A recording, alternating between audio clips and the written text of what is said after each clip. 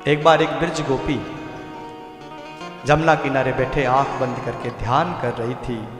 उधर से नारद जी निकल रहे थे और जो नारद जी की दृष्टि पड़ी उस ब्रजबाला पर, आहा, मन में बड़ा आश्चर्य हुआ। ये क्या चक्कर है? अरे वो जो ध्यान गम्य तत्व है श्री कृष्ण, वो तो इन गोपियों के आगे पीछे डोलता रहता है, और ऐसे उस परम तत्व को छोड़ करके ये ब्रजबाला किसका ध्यान कर रही है?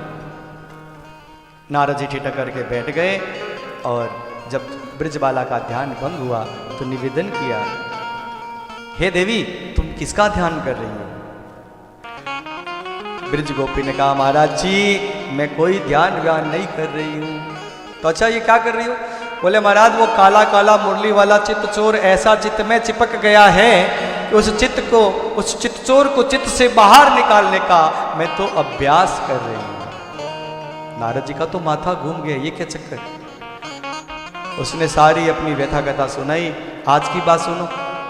भोर समय में जब मैं उठी तो महाराज मेरी सास ने कहा, जाओ बहू, गैया दूल्हे क्या? मैं दौड़ी दौड़ी गौशाला में गई, गैया दूहने लगी और इतने में वो काला काला मुरली वाला आया। अरे भाभी, सारा दूध दूह लोगी, मुझे कुछ नहीं पिलाओगी क्या? आहा, उसकी रूप सुधा को देख करके मैं ऐसी मुग्ध हो गई। ए लाला, इधर आ, इधर आ, और मुंह खोल। अब महाराज कन्हैया मुंह खोल करके खड़े हैं और मैं वो सारा दुग्ध कन्हैया के मुंह में दूहती जा रही हूँ और दूध पिलाते पिलाते वो आनंद आ रहा है महाराज। और इतने में सास गरज पड़ी, ए बहू, क्या कर रही है? सारा दूध बर्बाद कर दिया। जो सास की आवाज सुनी, क्या देखती हूँ, वहां कोई कन्हैया वन्हैया नहीं, सारा दूध धरती पे पड़ा है। इतनी लज्जा आई, इतनी संकोच हुआ। सास ने महाराज वो डांट फटकार लगाई, अब खड़ी खड़ी मुंह क्या देख रही है? जा धान कूट के ला, मुझे भोजन बनाना है। अब कई आंगन में बैठ के धान कूटने लगी और जहां एकांत पाया और उसी समय मेरे भाव जगत का वो कन्हैया फिर से मेरे सामने प्रकट हो गया। अरे भाभी, क्या कर रही है?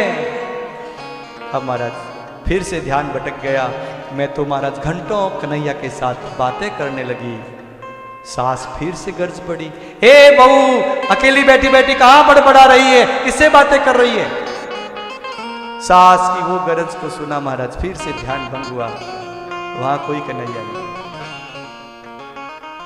फिर सास ने 1000 गालियां सुनाई। जा, अब खड़ी खड़ी मुंह क्या देख रही है? जा जमुना जल भर के लेके आ। अब महाराज मैं मटका उठाई, जमुना जल भरने के लिए आई, जमुना जल भर भी लिया, मटका भारी, उठाए उठे न महाराज, क्या करे?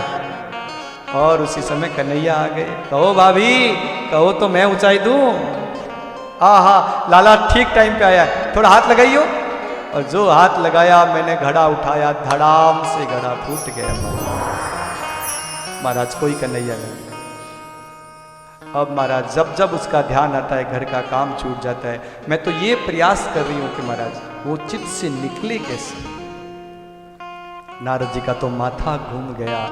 बड़े बड़े संत, बड़े बड़े महात्मा, अमलात्मा, विमलात्मा, कमलात्मा ऐसे ऐसे साधन करते हैं, भजन करते हैं कि महाराज उस दिव्य, उस परम तत्व का थोड़ा सा भी दर्शन, पद्मनख चंद्रिका का दर्शन एक क्षण के लिए हो जाए, इसके लिए इतने इतने साधन करते हैं।